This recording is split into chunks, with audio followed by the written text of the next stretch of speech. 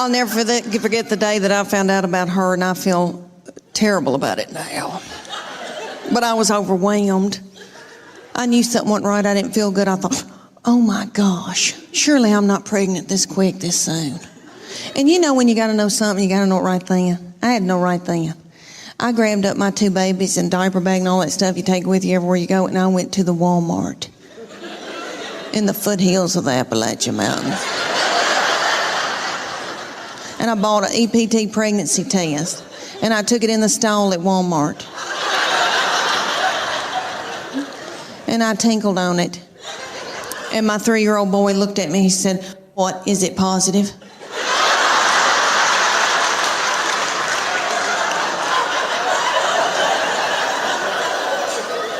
And it was. So I drove home just as fast as I could, and I called my husband at work. And I said, "You're trying to kill me, aren't you? With a slow vaginal death. Is that what you're trying to?" "Well, you're not going to. You better get home right now, because I'm going to walk out in the woods and let the animals eat me."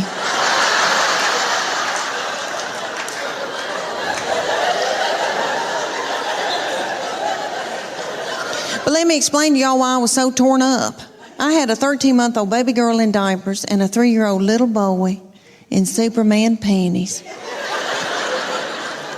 with doo-doo balls falling out.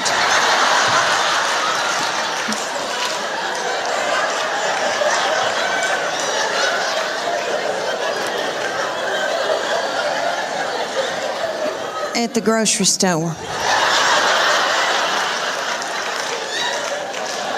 I thought, oh my Lord, did anybody see that?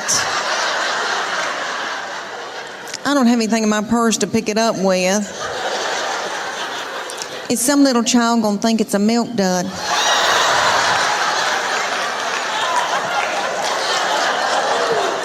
Let's just keep on moving, everybody. Just keep on moving. But God knew better than I did, because she's been a doll baby, but she's ruined. And I know I'm the one who did it. I was tired and beat down. So, anybody here who has more than 2, you know, good night by that 3rd and 4th one, you got to let them do what they got to do, you know. She still cries over anything. She cries because she knows she gets her way. I said, "What's she crying about?" "She wants your toy." "Well, just give it to her." I can't deal with it. And my boy was 9 years old, and we joined Pop Warner football.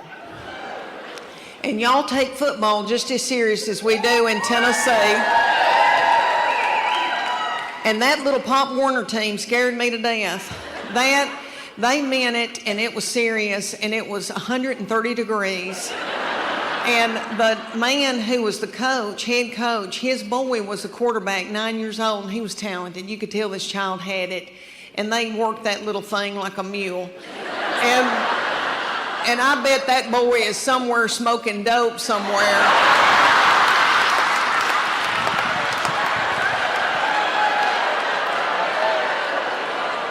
And my boy was over there, you know,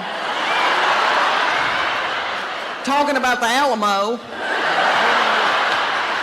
and could have cared less. And my husband played football, and he was like, get out there, and everybody was vomiting because it was hot and all that.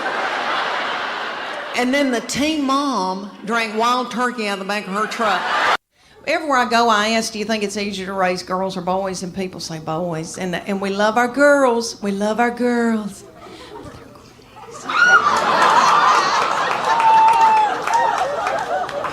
I'll give y'all an example. I'll be in the pickup line since she's been in kindergarten, and now she's in 8th grade. Every day I get to go thank the Lord and pick them up from school. And I'm sitting in my minivan. All right, I'm watching them come out. And they are in a good mood. I saw it.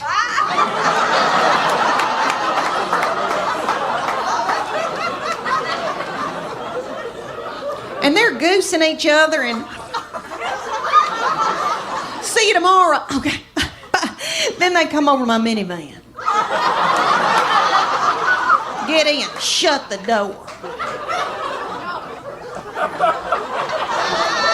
My 8th grader take her backpack, sling it, and hit me in the back of the head with it. Every day she says something like this. I'm starving to death. You don't have a piece of cheese in this car? Your driving's making me car sick. I hate her. Why'd you have her? And then my baby will be sitting up in the back and she'll be going, Mama, Mama, Mama, Mama. What? Mama, Mom. What? I'm listening. What is it? One time she said to me, she can say some of the craziest things, that baby can. She said, did Jesus ever have head lice? I said, well, Lord, I don't know, honey, but if he did, I know he healed it. And then they'll be whipping each other in the back seat and squalling and fighting, and I hate you and I wished you were dead. And then my sweet boy would come out, and say something like, you know, they're building a new Home Depot up on 281. Just as happy-go-lucky. Summer's almost over, and I don't know where it went. Do y'all feel that way? It just seems like it just left. Okay, and every summer I think, oh gosh, I've got to go buy a bathing suit. And now it's over, and I barely even wore one. What I've been wearing is my swim dress.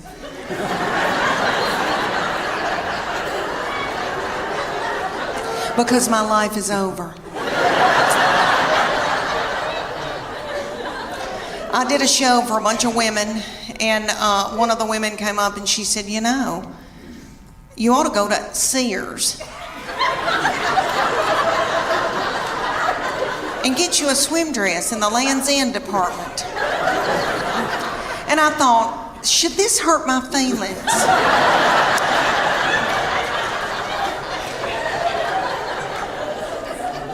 So I did. I went to the Sears in Knoxville, Tennessee. They've still got our Sears open. I don't know if y'all's is open or not in Chattanooga.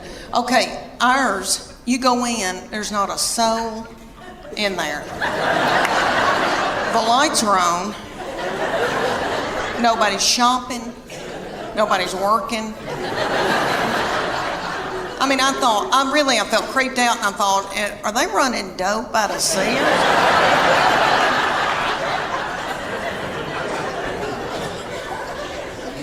So I bought me a Land's End swim dress, and I gotta tell y'all, I'm beautiful in it. Okay. It gathers in right here where my hernia mesh is. And it shows my arms that I still have, because they're my daddy's. Jimmy Fletcher, I've still got his arms. Okay, I've still got my collarbones, praise God. And then it covers up the white flour and the sugar. So I just get a spray tan and I'm good. Well, for years, I was in torment wearing a miracle suit.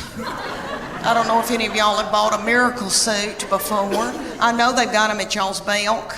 I know they got them. And there's going to be a big gob of them hanging together, because they have hundreds of them. And I wore one year. I felt so desperate after I couldn't wear a bikini anymore. I wore a lavender one in Hawaii, and my husband and I went, and they took this scuba video of us scuba diving, and I popped that video in from Maui, and I thought, oh, I can't wait, and this like big lavender thing goes by, and I'm like, what is that?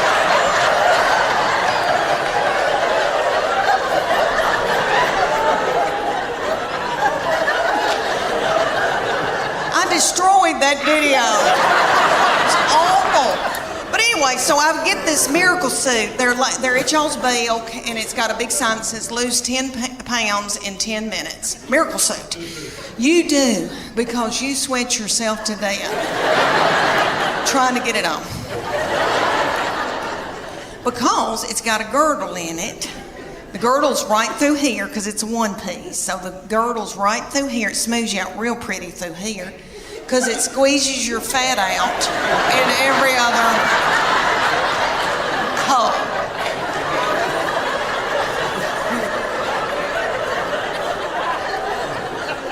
And don't get it wet because somebody will have to cut it off of you. But I would get it every year because I felt desperate and I didn't know what else to do. Well, my girlfriend, the one with the poop, banked up poop, okay, she wanted one, and her 14-year-old daughter drove to Knoxville to the Dillards and got in the dressing room, and the 14-year-old was in there sacking her mama up in this bathing suit, and they both broke out in the sweat over their lip, and the 14-year-old said, "Ew. Mom. Gross. Let's put it back and get out of here." She said, "I can't. I've got to buy it. I just peed in it." And I tell you, for you little mamas out there, you young mamas that are going through, got a bunch of little children vomiting in the carpet, peeing in the closet. When you're trying to pee and they like slide ham under the door and say, "Can you open this, Mom?" I know what y'all want for Mother's Day. Y'all want an Ambien and a hotel room.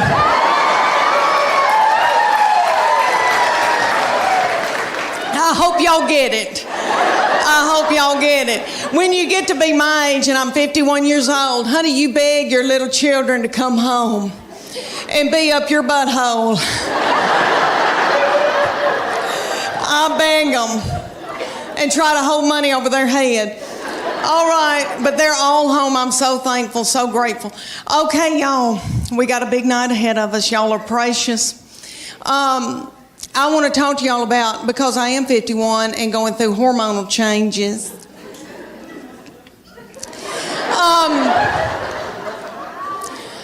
Okay, I am with their daddy, and these children all walked off and left me with him.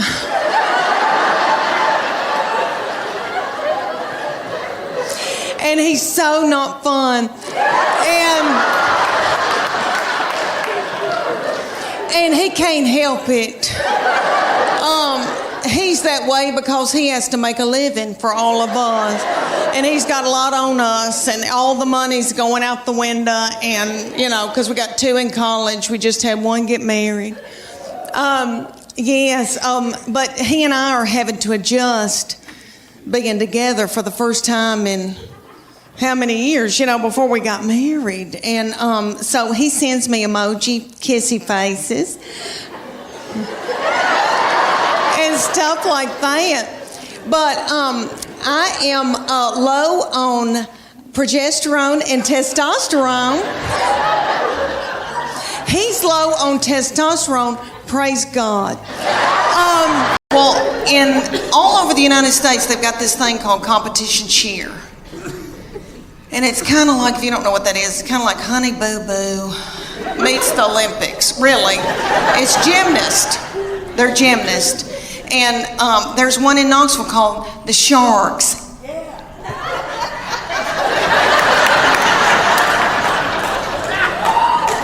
And they said, drop your baby off and she can try out to audition, whatever you want to call it. So I dropped her off, and they ended up putting her on a bad Mama Jamma team because all the little children her age came up to hear on her.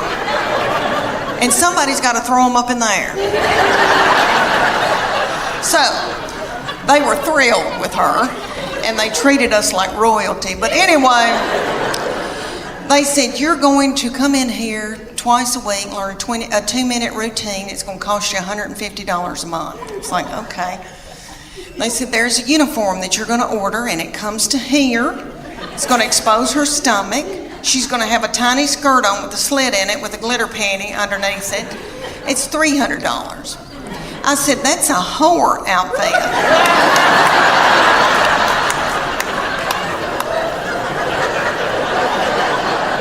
And it came with its own bag of whore makeup.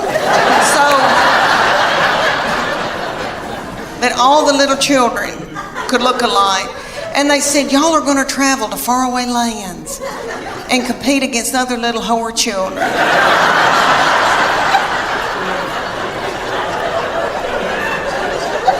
So we went to like Cincinnati or Atlanta, and we had to get hotel rooms and the gas and all of that, and then you drive up to a big coliseum, a huge coliseum, and there's tens of thousands of little whore children walking around. And my husband said, there could be pedophiles here. This is the awfulest thing I've ever, something's not right.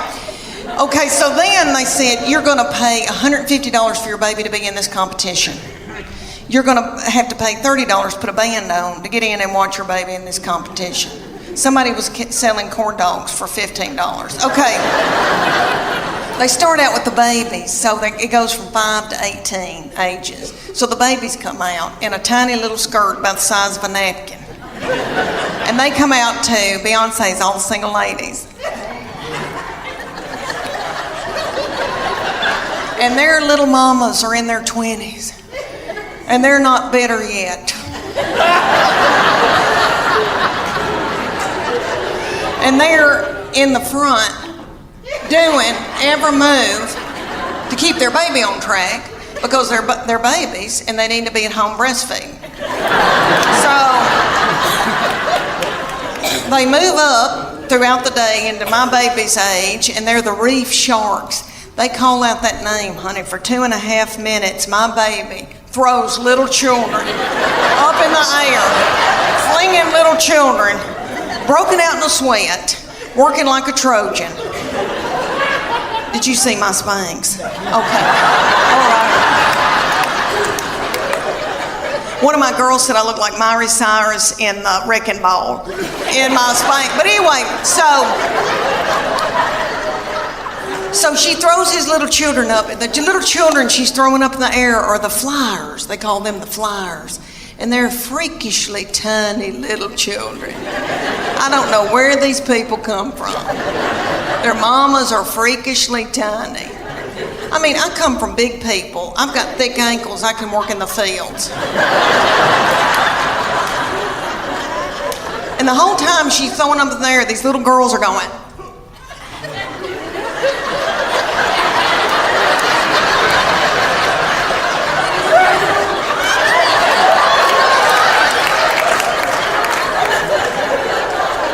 Knows why, really.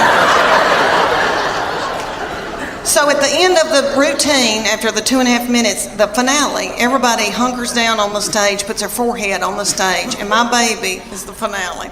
She pops up and has a little child's foot in her hand and holds that child's foot. I would put it all the way up, but my dress is tight in the back. But anyway, she holds this little child up over her head. Are y'all listening to me? I mean, it was a big deal.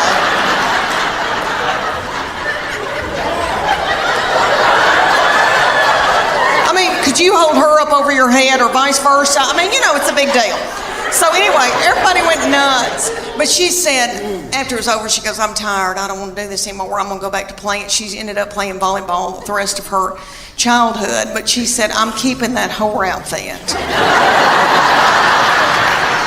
She said, I'm going to get married in it. My oldest daughter has turned 11, and she's in 6th grade in middle school. And I can tell that puberty is beginning with her. She's crazy. And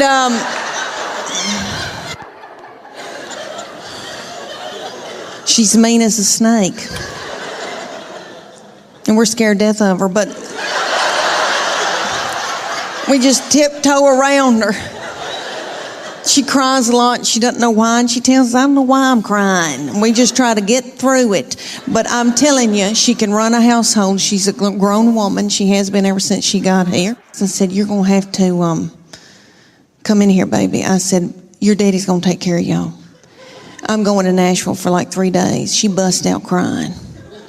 I said, what's wrong? She said, don't leave us with him. He doesn't know where the food is.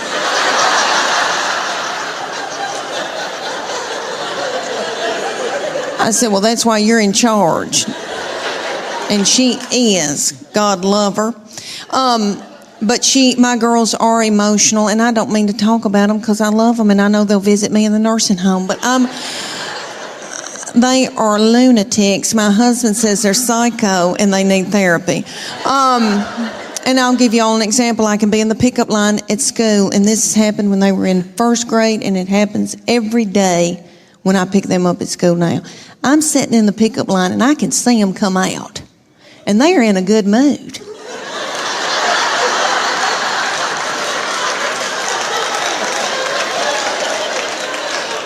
And they're goosing each other and giggling and doing and talking and having a good time. They're waving to the teachers and the principal. See you tomorrow. Okay. Then they come over to my vehicle. Get in. Shut the door. My 11-year-old take her backpack and sling it and hit me in the back of the head with it. Every day she says something like this. I'm starving to death. You don't have a piece of cheese in this car?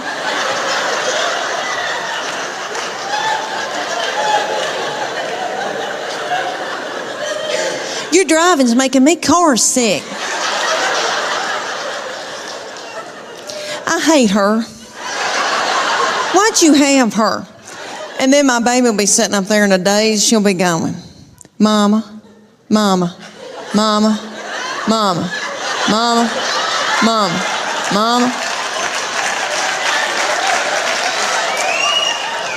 What? Mama, Mama, Mama. What? I'm listening. She asked me some of the craziest things. One day she said to me, did Jesus ever have head lice?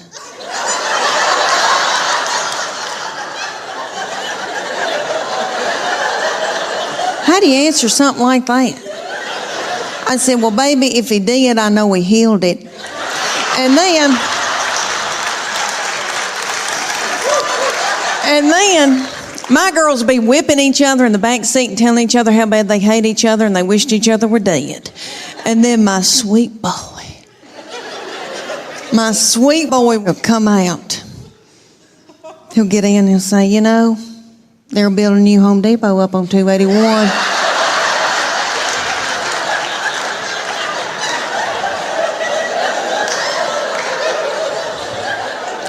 Just as happy-go-lucky. He's just like this. He's been like that all of his life. He's 14. He's never sassed me. I know people say it's coming. I'm telling you, I don't think it will. And I'm in love with him. My husband says I have an unhealthy obsession with him.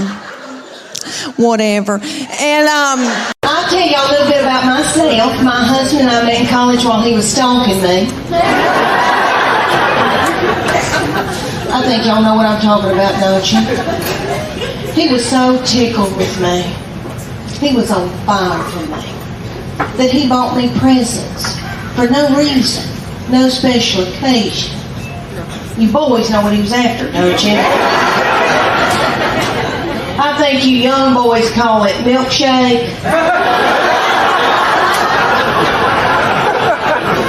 He wanted up in my yard to get my milkshake.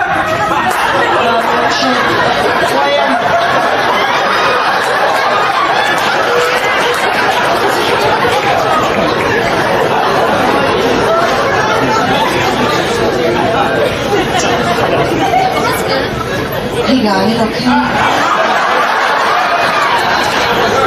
I married him, had 3 children by him. Things change when you've been married 100 years, doesn't it? Now I have to give birth to get a pair of earrings. Vaginal trauma, fine jewelry.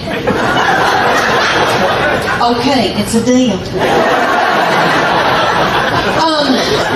My husband and I were at the University of Tennessee, Knoxville, and I was getting my undergraduate degree, and he was getting his MBA, and I thought, oh my gosh, he is so smart. He can reconcile a checkbook. We're going to have a good life. No telling where we're going to go and what we're going to do and the glamour. Well, we graduated, and he decided to buy a used mobile home business in Bean Station, Tennessee. Is this thing on? I said a used mobile home business. Do y'all know where Bean Station, Tennessee is? Oh, it's at the foothills of the Appalachian Mountains. Have you ever seen Deliverance? Maybe you young people have seen Sling Blade. Because I know y'all haven't watched Deliverance. Well, he moved me up there. And I think I've got cedar fever. You think that ice would have killed it. But anyway, what was I saying? He moved me up there, and he wanted me to be in sales for him in the mobile home business. So I did that day.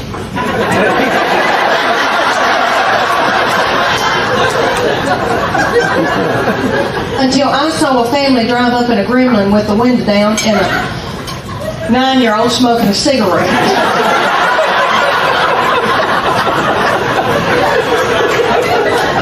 She lit it off of her Meemaw.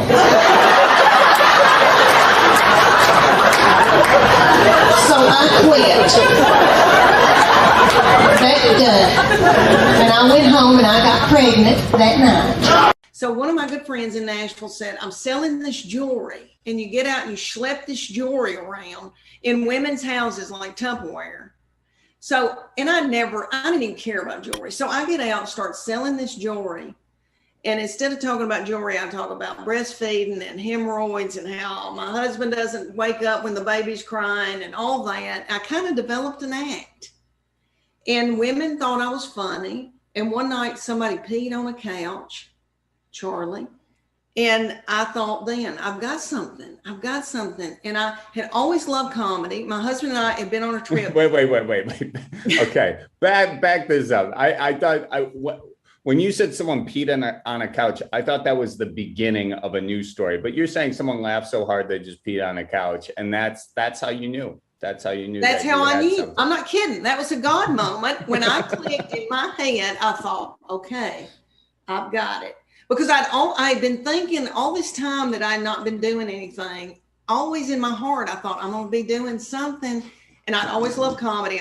I knew I was funny. I knew I could tell a story. But, you know, when you come from a little country town and then, you know, everybody takes their traditional bath and you go to college and everybody expects you to be I just did not know how and I didn't know when, but I knew I was still going to do it. Yeah. And so my husband and I had been to the Comedy Store on a trip in LA. Mm-hmm. And I watched them. Dom Herrera got up. I'm trying to think of all the people that were there, but it was a wonderful night. And I remember thinking in my head, I can do this. I'm going to be doing this. But I just kept it to myself. And so I start selling this jewelry and women start booking me so far in advance, like a year in advance to have these jewelry parties. So I look back on it now, there were no comedy clubs, but it was my own little comedy club in every one of these little houses. And I'd go and put that jewelry out on somebody's kitchen table. And then I'd talk about, you know, breastfeeding, hemorrhoids and, you know, stuff mamas go through. And the company noticed and started asking me to speak at their big things. And women, it was all women, and they in the audience, and they would come up to me afterwards and go, you need to be a stand-up comedian. And there was a guy there who had done comedy a long time in this was a Christian jewelry business. And so there was a Christian comic, Dennis Swanberg. I cannot believe I remembered his name, but he was big in the Christian comedy world. And I didn't even know anything about Christian comedy, but he came up to me and he goes, I think you need to try stand-up. He was like the big entertainment and I was just a speaker. And I literally breastfed by then I had my second baby. She's 25 now. I nursed her on the toilet in Opryland Hotel in Nashville, handed her over to my mama, and then got up on stage and talked. So anyway, he came up to me and said, I think you need to try it. And the women were saying it, and it gave me the confidence, Charlie, to do it. And so little things, just people came in my path, and I just fell into stuff. And I started doing like little things around the community for like the Rotary Club or Kiwanis Capers. And honey, I thought I was Chris Rock. And my husband sold that business and went to work for a large mobile home company. that's all over the United States. It's a Berkshire Hathaway, Warren Buffett company. And they moved us to San Antonio. And San Antonio had a club. And I started working that club. And it wasn't that great a fit, but I was unique there. It was a lot of Hispanic comics, and they were all darling, but that was kind of the thing there. And so I started driving to Austin, Texas, to Cap City Comedy Club, which is one of the best comedy clubs in the United States.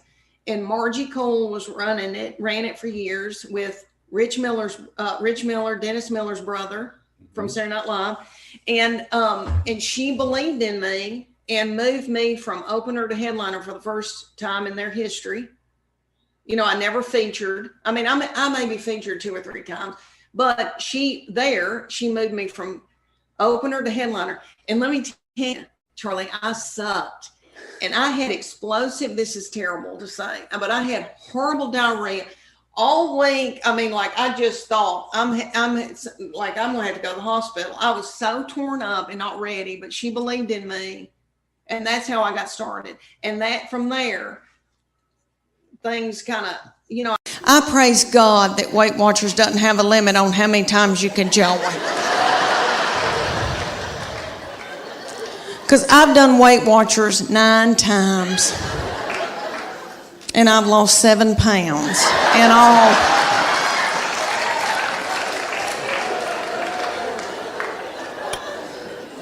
It's because I don't follow it. And I know it works. I really do. I know it works, but I go more for the comedy at the meetings. I don't know if y'all have ever been to a Weight Watchers meeting, but it is so funny. Okay. But like, everybody comes up with recipes. Like the other day, we were there, and a woman goes, okay, if you put a teaspoon of cocoa and an egg white and put a dollop of water in it and pray over it and put it in the microwave, you've got chocolate cake.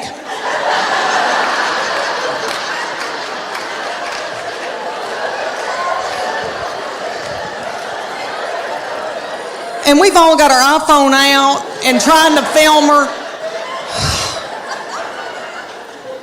And then somebody will get up and they'll go, oh my gosh, y'all, there's fat-free chocolate mint ice cream, but you can only find it at the Harriman Walmart.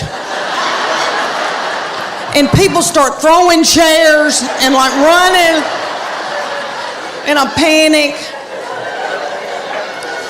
This is what I figured out about myself. Okay, I eat, and I think it's because I'm from sweet country farming people. We value our children and what we've grown to eat and what we've killed.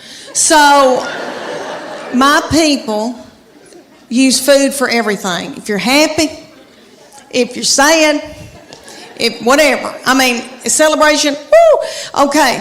And I know I've done that, and I know that I eat emotionally, but I never wanted to ride around in a minivan on dope or alcohol with little children in the car.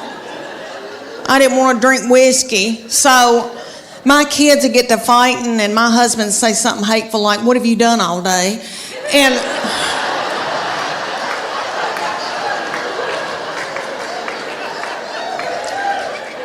And that would make me so mad, and I'd eat a hot dog, and I didn't even know what happened.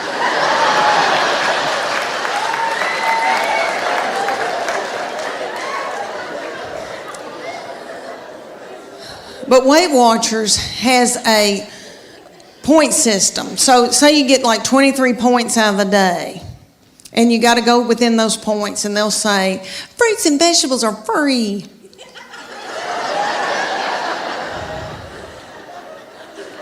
You don't want fruits and vegetables. When you first start, you're so hungry that you could eat the wallpaper off the wall.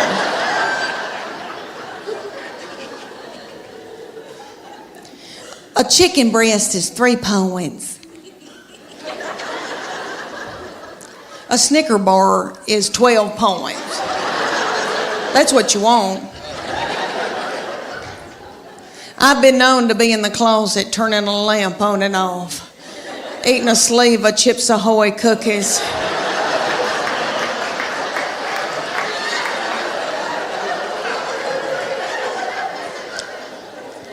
But I try to stay within my points. All right, my sister will go on it every time I will, and she lives in Clarksville, Tennessee, and she'll call me and she'll say, it's noon, and I've eaten all my points. And we were going to learn the cha-cha to Earth, Wind, and Fire, and I was going to kill it. Well, one night, he kind of flung me hard, and I thought, oh, something popped.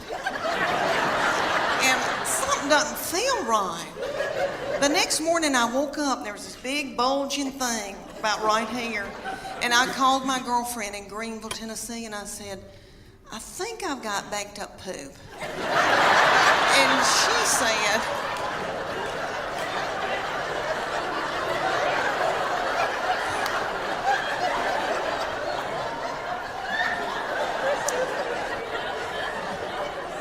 because I have trouble with that. But she said, I don't think poop goes up that far. And so she looked on her iPad on WebMD, but she sent me this picture of this man looked like an alien coming out of him. She said, is that it? And I go, that's it. She goes, you've got a hernia. So I went to my doctor and they said, we can't push this thing back in. And so the thing was in 5 days with Children's Hospital, and I didn't want to let them down. And I thought, Lord, what are we going to do? And my girls stepped in and learned a dance in 4 days. Bless their hearts, and they were practically nude. And they had to wear all that too. And I came out in a wheelchair to Proud Mary Keep On Turning. Thank you. And it all turned out good. The girls did that dance. You've seen that video from a long time, from the 60s with Tina Turner, and they were doing that dance. You know, it looked like car wash, something going through. Y'all seen that? And you know that Ike probably whipped her in a cocaine rage before she hit that video. So I thought, if she can do it, I can do it. But you know, let me tell you, it ended up a wonderful thing. We raised a lot of money, and it was a blessing. And this blessing came out of it. Let me tell you, my husband found out about the cuddling program, and he is a baby cuddler. He cuddles drug-dependent babies every Wednesday night in Children's Hospital. Thank you. Thank you. That is so sweet. He didn't help me with mine, but that is so.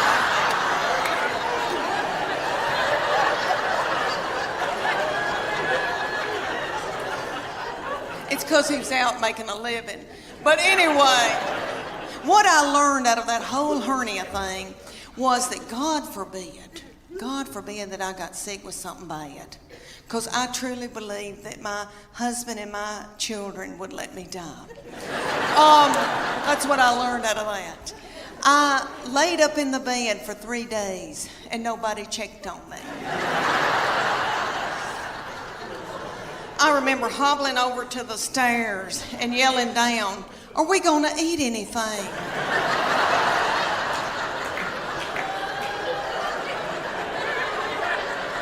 And I could just hear people going through my purse.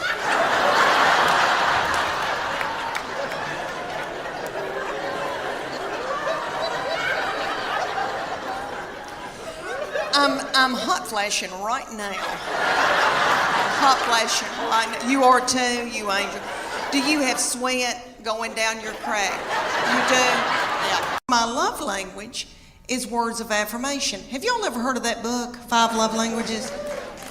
It is wonderful, and it works. It's the real deal. My husband and I went on a Sunday school class retreat when our children were little, and we watched this little frail man talk about it. Okay, and it was on Oprah, so you know it's real. But anyway, what it is there's 5 love languages, and you get the book, you read the book. Well, you don't really, I don't read the book. But anyway, you take the test, and it tells you what your prominent love language is out of those 5, and it tells you what your partner's love language is. So then you can go home at night and feed your partner their love language, and they can feed you your love language, and then your love tank feels full. And if you don't do it, then your partner's liable to go to work and they're at the water fountain and some whore comes in.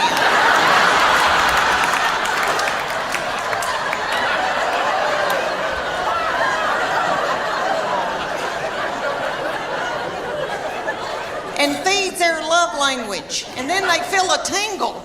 And then Satan swoops in. Y'all know where I'm going with that? It's a disaster. So, there's 5 love languages. There's quality time. And that's my sister's. Quality time, but you just, right, that's normal. But I said, before you know it, you've got your hand on somebody's leg, your arm around, and things can get out of control. And I just say, slow it down. He looked at me like I was crazy. And he said, Mom, I've prayed about this. Nothing like that's going to happen. And I know he meant that. And all I could think of to myself was some of the nastiest things I ever did.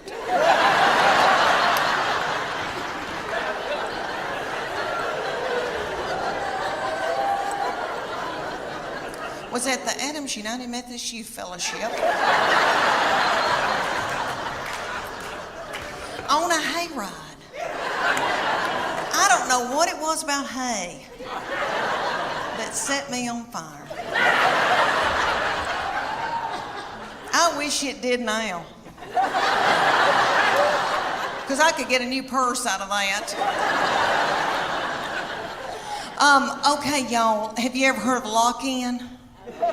I know everybody in here that has been from Chattanooga has probably been raised in church. Okay, I don't know who that little darling, sweet fool was that came up with the lock-in. Probably a little woman in a committee meeting. And she probably said, oh gosh, y'all, let's come up with something for all the hormonal teenagers. Let's gather them up and put them in the church building and lock the door and turn the lights out and leave them there all night. Maybe somebody will end up pregnant. The reason why I'm so in love with him, he's an old soul. Have y'all ever known anybody that was just born an old soul? He was born an 80-year-old man. All right, let me tell y'all why I say that. He has had a garden since he was in middle school. He has just always loved to learn and had all these nifty things that he's been into. Like he raised chickens. He was in Berry College. They have enterprises, business enterprises, and he started the cage-free egg enterprise. He raised 200 chickens while he was in college. Do y'all want to know what I was doing at the University of Tennessee in the 80s? I mean, let's just get it out of the way. Have I made out with anybody in here? Anybody?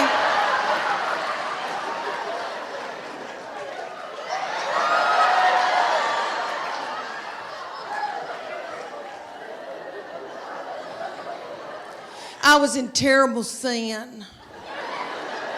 And I was down at Gabby's on the Strip. I don't know if any of y'all remember that Sodom and Gomorrah. I was dancing to Prince, but anywho.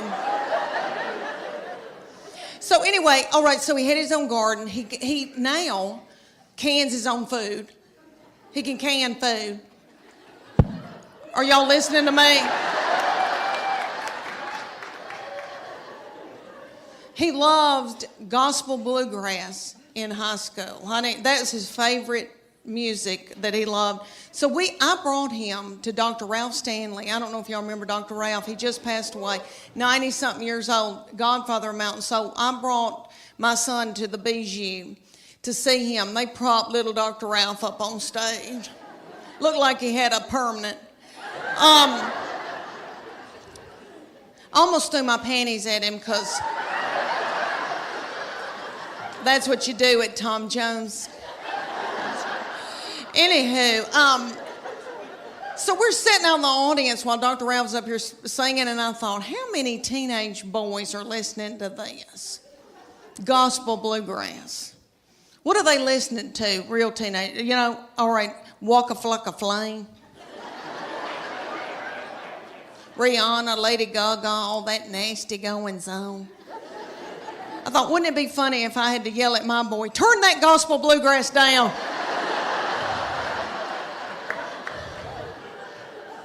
You're out of control. If I hear, I saw the light one more time, I want to be hip. I don't want to be a goober mama. Have y'all seen the goober mamas? The mamas that wear blue jeans to up their armpits, you know. I don't want to be like that. So I went to the Gap to get some low-rise in blue jeans. Have you girls bought pants in the last 5 years? Oh my goodness, terrible. Okay. I went into the Gap, this beautiful, darling little 19-year-old heifer. Brought me in a pair of blue jeans to try on. I did. Okay, the zipper, honest to goodness, was about that long. And they hit me about right here. And I said to her, I said, is my stomach supposed to be hanging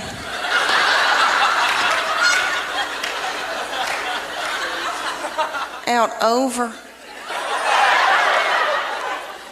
my blue jeans? It looks like a small purse. I said, are my panties supposed to be hanging out this far? Out of the back of my pants? She said, no. You're supposed to wear a thong. I said, excuse me, miss, but I'm a Christian. I don't use my panties for evil.